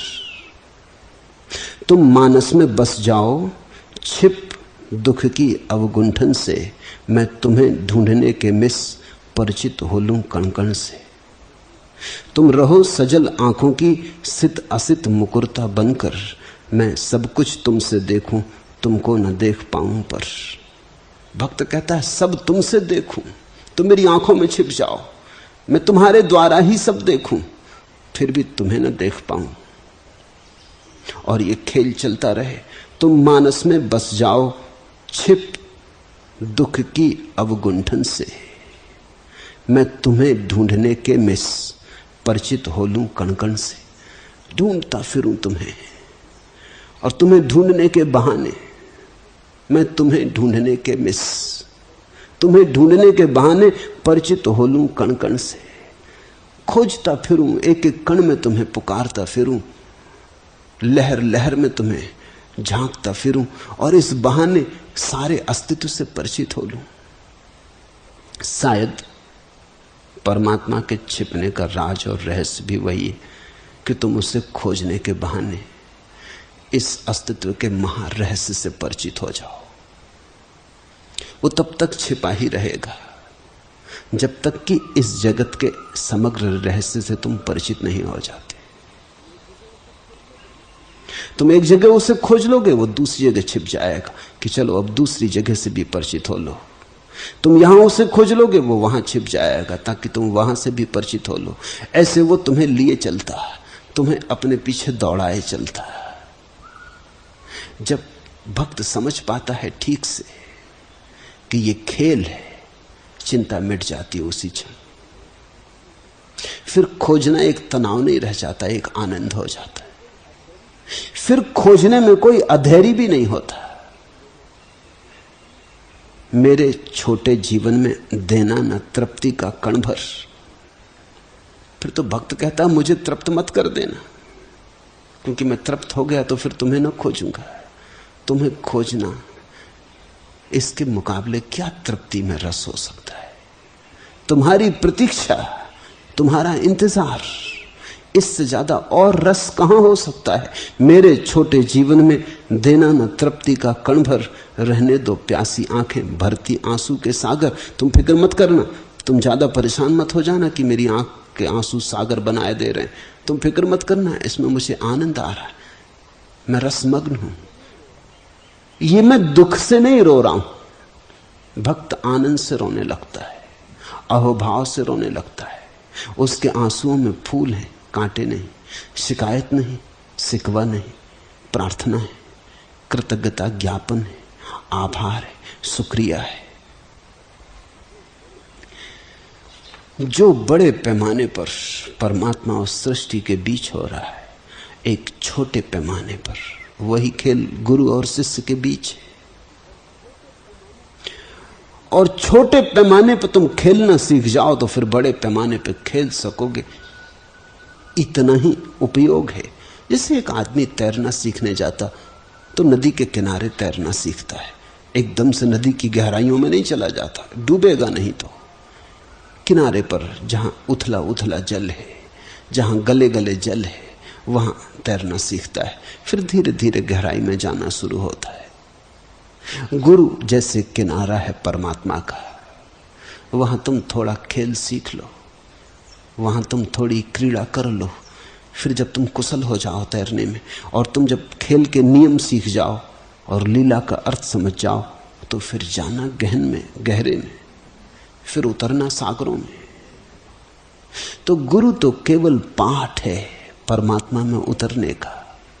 इसलिए जो बड़े पैमाने पर सृष्टि में हो रहा है, वही छोटे पैमाने पर गुरु और शिष्य के बीच घटता है। ठीक तुमने पूछा, छिया छी का खेल ही घटता है। एक बात गुरु तुमसे कहता, तुम उसे पूरी करने लगते, वो तत्क्षण दूसरी कहने लगता।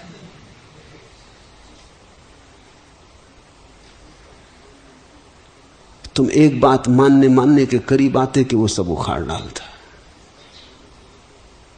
तुम घर बनाने को होते कि वो आधार गिरा देता। तुम जल्दी में हो कि किसी तरह हल हो जाए। गुरु इतनी जल्दी में नहीं। गुरु कहता है जो जल्दी हल हो जाएगा वो कोई हल ना हुआ। ये जीवन का ऐसा प्रगाढ़ रहस्य है कि जल्दी हल नहीं हो सकता। ये कोई मौसमी फूल के पौधे नहीं हैं। ये बड़े दरख्त हैं जो आकाश को छूते, जो हजारों साल जीते, जो चांद तारों से बात करते। इनमें प्रतीक्षा है। मैंने सुना है महर्षि काश्यप की पत्नी को बड़ी आकांक्षा थी कि एक ऐसा पुत्र हो जो महासत्व हो। साधारण पुत्र की आकांक्षा नहीं थी। कश्यप की पत्नी थी, साधारण पुत्र की आकांक्षा भी क्या करती, कम से कम कश्यप जैसा तो हो, कश्यप से बड़ा हो, ऐसी आकांक्षा थी। महासत्व हो, बोधिसत्व हो, बुद्ध जैसा हो। तो उसने बड़ी प्रार्थनाएं की। कहते हैं ईश्वर उस पर प्रसन्न हुआ और विनीता उसका नाम था। उसे एक डिंब दिया गया कि उससे महासत्व संतान होगी। लेकिन वो बड़ी हैरान हुई। जैसा नियम होना चाहिए कि 9 महीने में बच्चा पैदा हो, बच्चे की कोई खबर ही नहीं। 9 महीने क्या सालों बीतने लगे। वो बड़ी परेशान हुई। वो जल्दी में थी कि बच्चा होना चाहिए। वो बूढ़े होने के करीब आ गई तो उसने डिंब फोड़ डाला। बच्चा निकला, लेकिन आधा निकला। जो बच्चा पैदा हुआ, पुराणों में उसी का नाम अरुण है। वही बच्चा बाद में सूर्य का सारथी बना। अरुण जब पैदा हुआ तो उसने बड़े क्रोध से अपनी मां से कहा कि सुन, तू महासत्व संतान चाहती, लेकिन महाप्रतीक्षा करने की तेरी कुशलता और क्षमता नहीं। तूने बीच में ही अंडा फोड़ दिया। मैं अभी आधा ही बढ़ पाया हूं। पर मां ने कहा प्रतीक्षा हो गई, सालों बीत गए। तो उस बेटे ने कहा फिर महासत्व संतान की आकांक्षा नहीं करनी चाहिए। फिर साधारण बच्चा चाहिए तो 9 महीने में मिल जाता। महासत्व चाहिए तो महाप्रतीक्षा चाहिए। शिष्य तो बड़ी जल्दी में होते, उन्हें तो लगता अभी हो जाए, कोई दे दे तो झंझट मिटे। तुम्हें रस नहीं है खोज का। गुरु जानता है कि खोज में रस इतना हो जाए जब कि तुम ये भी कह सको कि अब ना भी मिलेगा तो चलेगा। खोज ही इतनी रसपूर्ण है, कौन फिक्र करता। उसी दिन मिलता है। इसे तुम ख्याल में रख लेना, गांठ बांध के। मैं फिर से दोहरा दूं, जिस दिन तुम ये कहने में समर्थ हो जाओगे कि अब तू जान, मिलना जुलने की हमें फिक्र नहीं, लेकिन खोज इतनी आनंदपूर्ण है, हम खोज करते रहेंगे, तू छिपता रहे, उसी दिन खोज व्यर्थ हो गई। उसी दिन छिपने का कोई अर्थ ना रहा। जब खोज ही मिलन का आनंद बन गई और जब मार्ग ही मंजिल मालूम होने लगा, तो फिर मंजिल छिप नहीं सकती। उसी दिन मिलन घटता है। महाप्रतीक्षा चाहिए।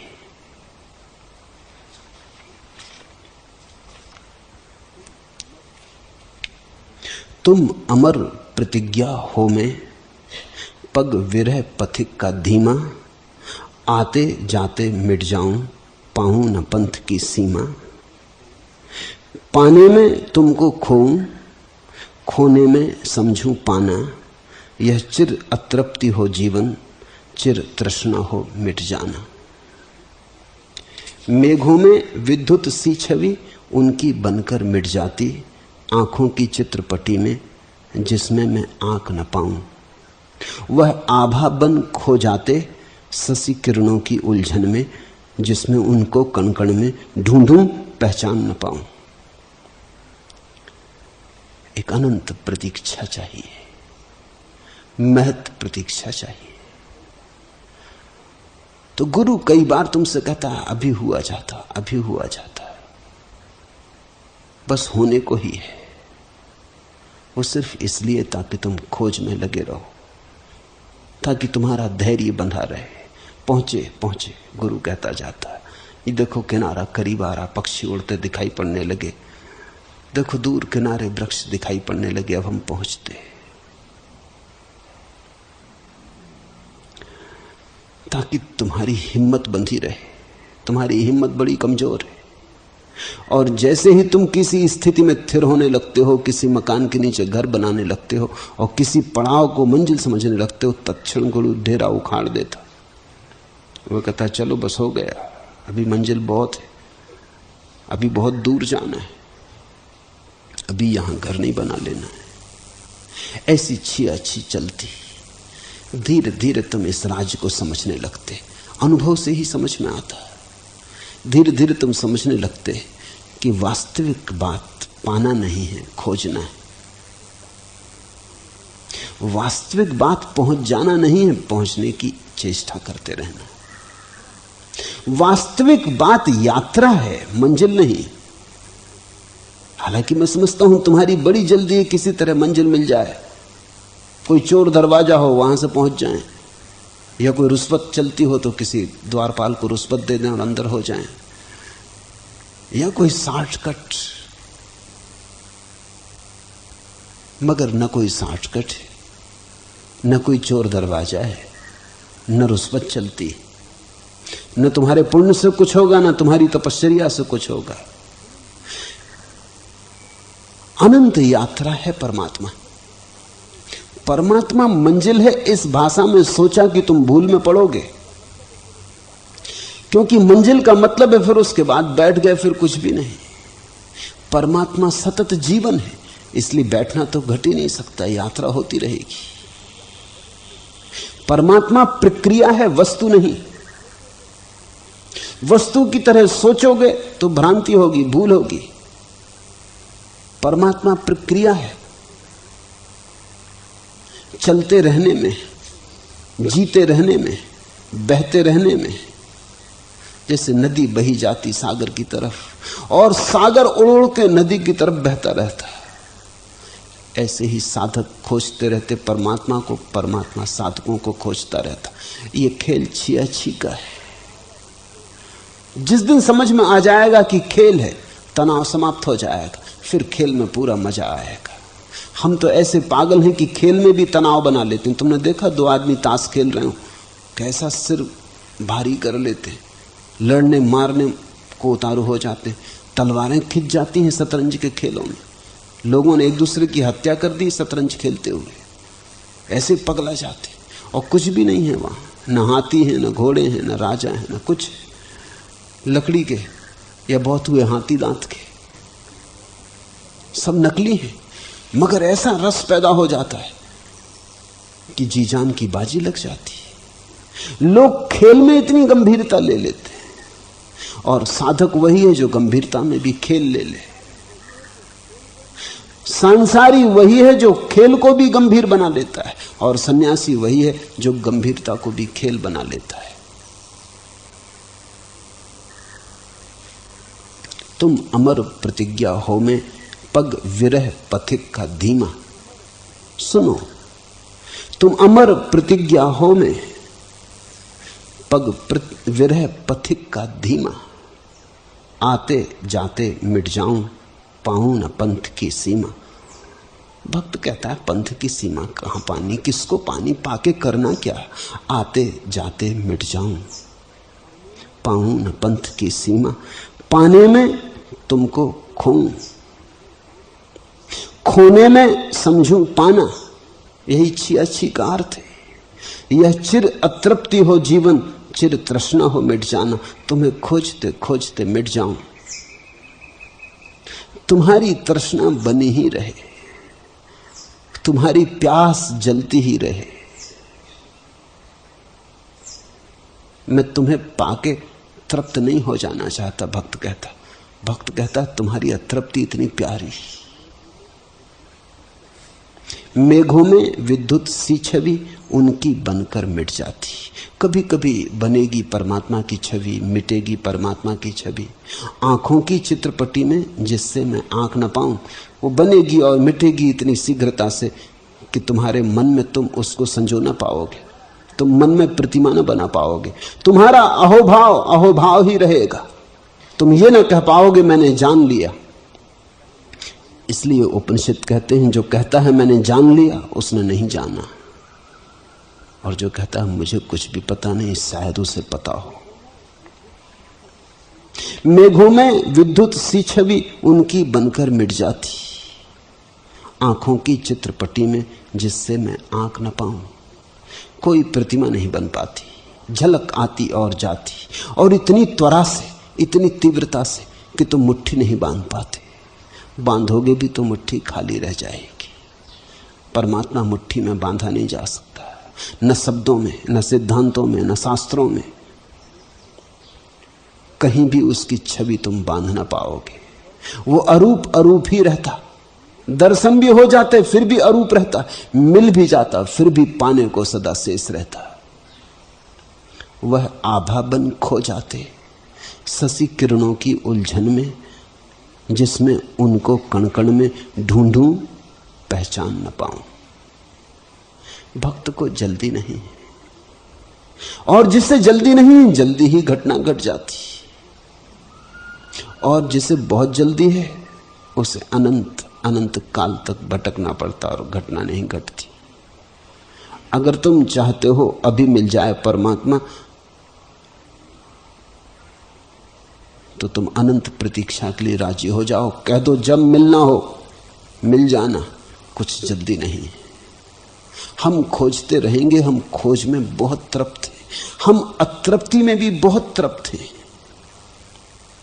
हमारे ये विरह के आंसू भी बड़े आनंदपूर्ण हैं।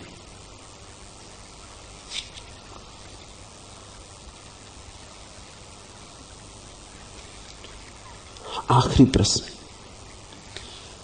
आप भीतर के प्रकाश की इतनी बात करते हैं, लेकिन मेरा अनुभव कुछ और है। जब भी ध्यान में मेरे विचार शांत होते हैं तो मेरे भीतर एक घना अंधकार घिरता है जो ठंडा और प्रीतिकर लगता है। कृपा पूर्वक समझाएं कि यह क्या है।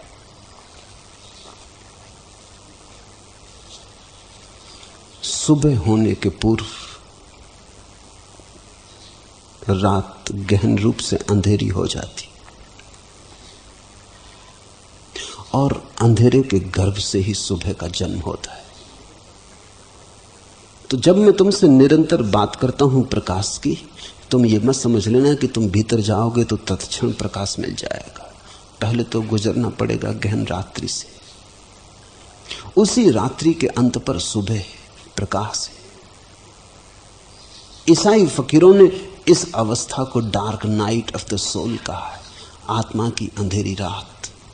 सिर्फ ईसाई फकीरों ने ऐसा प्यारा नाम दिया है, किसी और ने नहीं, और बड़ा ठीक किया है।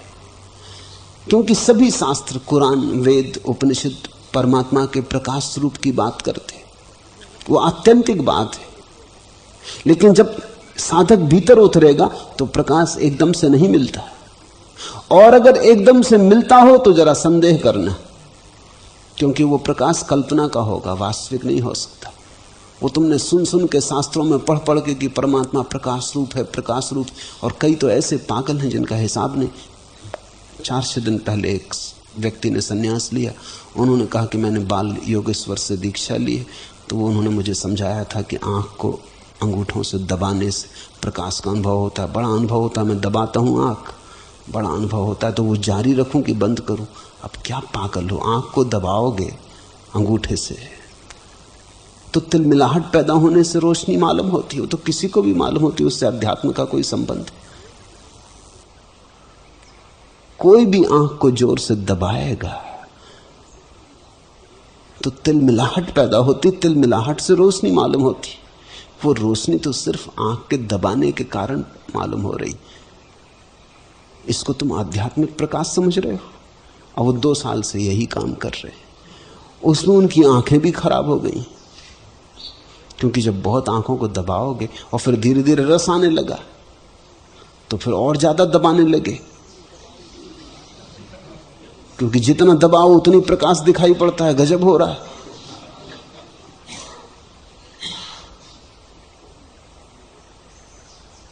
इसको बाल योगेश्वर ज्ञान कहते। आंख में दबाने से जो रोशनी पैदा होती है, ज्ञान है। अब ये मामला ऐसा है कि किसी की भी आंख दबा दो, उसको रोशनी दिखाई पड़ती है, वो भी चकित हो जाता है कि तो बात बिल्कुल ठीक हो रही, हमें पता ही नहीं था, बड़ा सीधा सुगम उपाय मिल गया।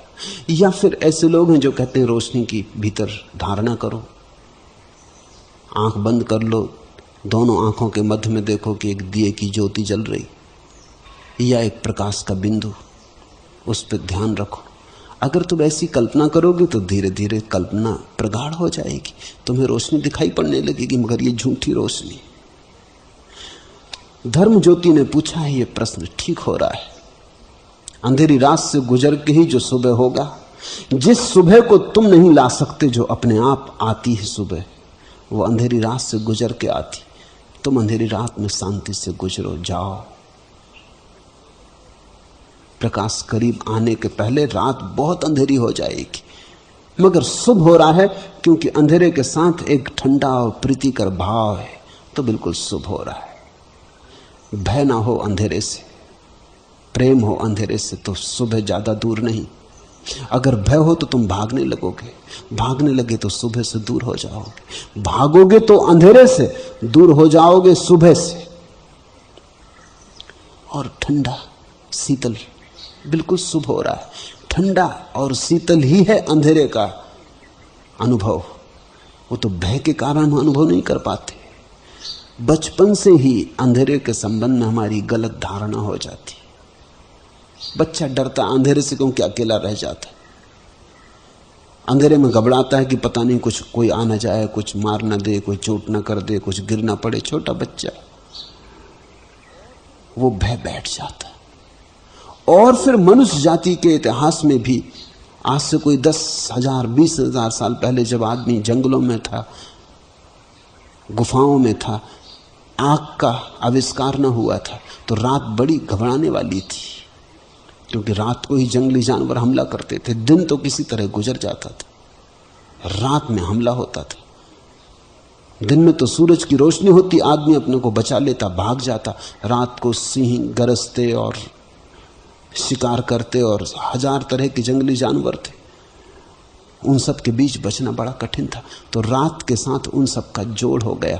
मनोवैज्ञानिक कहते हैं कि प्रत्येक मनुष्य के अचेतन मन में वो गुफा मानव का अनुभव अभी तक पड़ा है, वो गया नहीं, वो शरीर की स्मृति में समाविष्ट हो गया है। तो इसलिए हम अंधेरे से डरते हैं। अब तो कोई कारण भी नहीं, घर में बैठे बिजली पास में, जब बटन दबाओ रोशनी हो जाए, कोई झंझट भी नहीं है ऐसी। देश में अनुशासन पर्व चल रहा है, कोई उपद्रव नहीं है, कोई डर का कारण नहीं है। अपने कमरे में बैठे तो भी अंधेरे से घबरा रहे हैं। वो 20,000 साल पहले आदमी का जो अनुभव था वो तुम्हारी नस नस में समाया हुआ है। तुम भी उसी आदमी से पैदा हुए हो, श्रृंखला उसी से बंधी है, वो बात भूली नहीं है, वो बहुत गहरे में पड़ी। तो अंधेरे से डर लगता है, अंधेरे से आदमी भयभीत होता है। लेकिन जो आदमी अंधेरे से भयभीत होता है और डरता है, वो भीतर जा ही ना सकेगा, उसकी अंतर यात्रा ही ना हो सकेगी। अंतर यात्रा में अंधेरे से तो पार होना ही पड़ेगा। अंतर यात्रा अंतर गुहा में प्रवेश है। शुभ हो रहा है, जाओ आनंद पूर्वक, शांति पूर्वक, सुबह भी करीब है। अंधेरा बढ़ने लगे उतना ही भरोसा जगा लेना कि अब सुबह करीब आती, अब करीब आती। एक ही बात ध्यान रखना, इस अंधेरे से मोह मत बना लेना। एक तो खतरा है भय का कि आदमी घबरा के भाग जाए, और दूसरा खतरा है क्योंकि ये ठंडा और प्रीतिकर मालूम हो रहा है, इससे मोह मत बना लेना। नहीं तो तुम सुबह को पैदा ना होने दोगे। तुम्हारा मोह ऐसा हो जाएगा कि तुम इसको पकड़ोगे। तुम धीरे धीरे मोह के कारण अंधेरे से जकड़ जाओगे। बहुत लोग हैं जिन्होंने इसी तरह की जकड़ने पैदा कर ली। मेरे पास इतने लोग आते हैं, मैं चकित होता हूं। देखता हूं कोई आदमी उदासी से पकड़े हुए है, अपने को जकड़े हुए। वो कहता है कि मुझे उदासी नहीं चाहिए, लेकिन सब उपाय करता है कि उदास हो जाए। बातें करता है कि मुझे उदासी से बाहर खींचो, लेकिन जब मैं उसे समझा रहा होता हूं तब मैं देख रहा होता हूं कि वो सुन भी नहीं रहा है। वो शायद मेरी बातों को सुन के भी उदास हो जाएगा। ऐसे भी लोग मैंने देखे, वो मुझे सुन के कहने लगे कि हम पहले से उदास थे, आपकी बातें सुन के और उदास हो गए। मैंने तुम्हें कौन सी बात कही? कहा आपने प्रकाश की और आनंद की इतनी बात कही कि उस समय ऐसा लगने लगा कि अरे तो हम बड़े चूक रहे हैं, और उदासी आ गई, तो हमारा जीवन बेकार ही गया। देखते हैं, मैं प्रकाश की बात कर रहा हूं परमात्मा की कि तुम उठो, जागो, खोजो। वो कहते हैं हम और सुस्त होकर गिर पड़े कि मार डाला, हम तो सोचते थे सब ठीक चल रहा है, आपने और ये कहां की बात कह दी। इससे हम और भी उदास हो गए। लोग दुख से संबंध बना लेते हैं, फिर संबंध ऐसे हो जाते हैं प्राचीन और आदत के कि छूटना भी चाहो तो छूटते नहीं। एक हाथ से छूटते हो, दूसरे हाथ से बनाए चले जाते हो। इसका थोड़ा ख्याल रखना। कल मैं एक गीत पढ़ता था, एक उदास तन्हाई जिंदगी को रास आई। कुछ लोग हैं जिन्हें उदासी और अकेलापन रास आ जाता, क्योंकि किसी के साथ रहो तो झंझट तो आती। तुम जानते हो साथ यानी झंझट, इसलिए तो आदमी सांस से भागता है। किसी के भी साथ रहो तो थोड़ी बहुत झंझट होगी, क्योंकि जहां दो बर्तन हुए थोड़ी आवाज कलह होना शुरू होती, वहीं चुनौती भी है। लेकिन इससे आदमी डर सकता है, भाग सकता है कि इससे तो अकेले बेहतर, अकेले राम, कोई झंझट नहीं। मगर अकेले राम तो हो गए, लेकिन चुनौती नहीं रही। सीता नहीं रही, रावण नहीं रहे, अकेले राम तो हो गए, लेकिन रामलीला खत्म। तो तुम तो राम से भी ज्यादा समझदार हो गए। राम का सारा व्यक्तित्व निखरा, क्योंकि अकेले राम नहीं थे। बड़ी चारों तरफ जीवन की संघर्ष की स्थिति थी, उसमें से व्यक्तित्व निखरता है। तो अकेले में एक तरह की मुर्दा शांति है। एक उदास तन्हाई जिंदगी को रास आई, दिल में तेरी चाहत भी लेके रंगे यास आई। आस की सके बाई क्यों न मेरे पास आई। कितने जाम खाली हैं, कितने जाम छलके, इसकी फजाओं में वहम के महल के, हुस्न की जियाओं में सोच के धुंधल के, मेरी आरजुओं के रंग कितने हल्के। आह क्यों मेरी फितरत रोशनी से घबराई, आह क्यों मेरी फितरत रोशनी से घबराई। खलअतों की सैदाई जलवतों से शर्माई, एक उदास तन्हाई जिंदगी को रास आई। तुम कहीं इस उदासी से रास मत आ जाना, इस उदासी से संग साथ मत बना लेना, इस उदासी से गठबंधन मत कर लेना, इस उदासी से विवाह मत कर बैठना। ये ठंडी है और प्रीतिकर है। आह क्यों मेरी फितरत रोशनी से घबराई। और अगर इससे तुमने बहुत संबंध बना लिया तो फिर तुम रोशनी से घबराने लगोगे। कुछ लोग हैं जो अंधेरे से घबराते, अंधेरे से घबरा के भागते हैं तो रोशनी तक नहीं पहुंच पाते। फिर कुछ लोग हैं जो रोशनी से घबराने लगते हैं, क्योंकि अंधेरे से उनका प्रेम बन जाता। जिसने पूछा है धर्म ज्योति ने, उसके लिए खतरा है, इसलिए मैं कह रहा हूं। उसके लिए खतरा है कि वो इस अंधेरे, उदासी, शांति से कहीं बहुत ज्यादा संबंध न बना ले। अगर ये संबंध ज्यादा बन गया तो फिर सुबह हो सकती थी जो सुबह, वो भी ना हो पाएगी। इसलिए गुजरो अंधेरे से, आनंद से गुजरो, गीत गुनगुनाते गुजरो।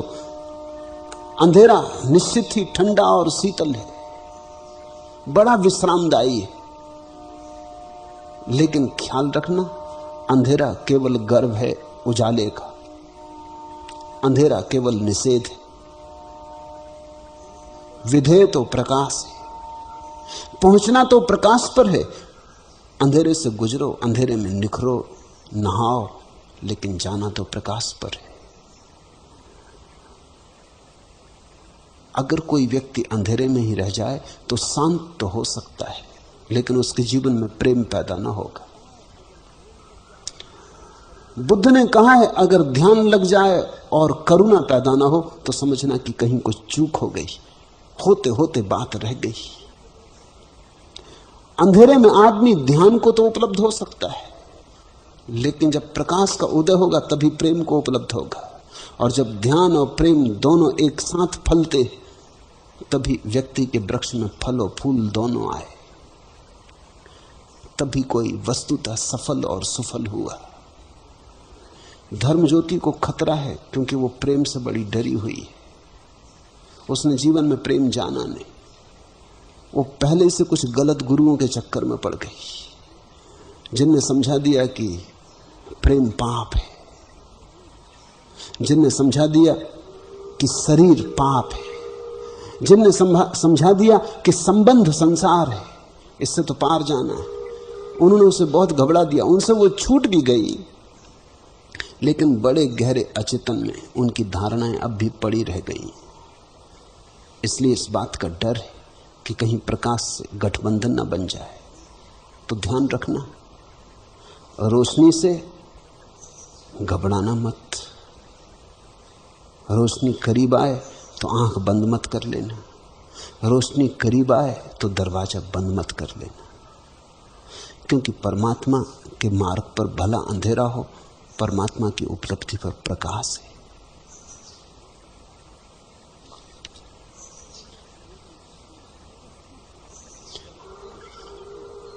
उसकी प्रतीक्षा करते रहना अंधेरी रात में भी, अंधेरी रात में भी उसे पहचानने की कोशिश जारी रहे। कुमुद दल से वेदना के दाग को पहुंचती जब आंसुओं से रश्मियां, चौंक उठती अनिल के विश्वास छू, तारिकाएं चकित सी अनजान सी, अवनी अंबर की रुपहली सीप में तरल मोती सा जलधि जब कांपता, तैरते घन मृदुल हिम के पुंज से ज्योत्सना के रजत पारावार में, सुरभि बन जो थपकियां देता मुझे, नींद के उच्छ्वास सा वह कौन है? अंधेरे में भी जो तुम्हें थपकियां दे, ख्याल रखना वही है। सुरभि बन जो थपकियां देता मुझे, नींद के उच्छ्वास सा वह कौन है? वो जो नींद में भी आके तुम्हें घेर लेता, वह भी वही परमात्मा है। अंधेरे की तरह तुम्हें जो घेर लेता, वह भी वही परमात्मा है। शीतल छाएं जो अंधेरे की मालूम होती, वो भी उसी की शीतल छाएं। वो जो मीठा, शांतिदायी, विश्राममयी भाव घेर लेता अंधेरे में, वो भी उसी के पास होने की खबर है। कहीं पास ही वह मौजूद है। उसे भूलना मत और उसकी खोज जारी रखना। जो आज सोया है वो कल जगेगा, जो आज अंधेरे में दबा है उभरेगा। क्षितिज पे उसकी लाली जल्दी ही दिखाई देने लगेगी। मुझे ये महसूस हो रहा है, मेरा खुदा ख्वाब गाहे गफलत में सो रहा है, मेरा दिल बेकरार मुद्दत से रो रहा है। शिकस्त है ये कि आजमाइश कि रब्बे आलम के लुत्म अकराम की नुमाइश, बफूर वहसत ने जिंदगी का सुहाग लूटा, तिलिस्म कैफे सबाब लूटा। मुझे ये महसूस हो रहा है कि खाल के जीस्त सो रहा है, बसर मोहब्बत से जीस्त के हुस्न रंग से हाथ धो रहा है। कभी तो जागेगा सोने वाला, कभी तो इस सब की तीरगी को मिटाएगा सुबह का उजाला। कभी तो जागेगा सोने वाला, कभी तो इस सब की तीरगी को मिटाएगा सुबह का उजाला। वो होगा, होने ही वाला है, निश्चित ही है। जब रात आ गई तो सुबह दूर नहीं। जब अंधेरा घना होने लगा और तारों की छांव गहरी होने लगी तो सूरज करीब आने लगा। जल्दी ही क्षितिज पर फैल जाएगी उसकी लाल रेखा। प्रतीक्षा करो, प्रार्थना करो, आशा को जगाए रखो,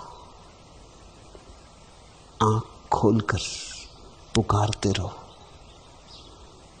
अंधेरा भी उसका है, प्रकाश भी उसका है, मृत्यु भी उसकी, जीवन भी उसका। इसलिए सब जगह उसे पहचानते रहो। हरि ओम तत्सत। आज इतना।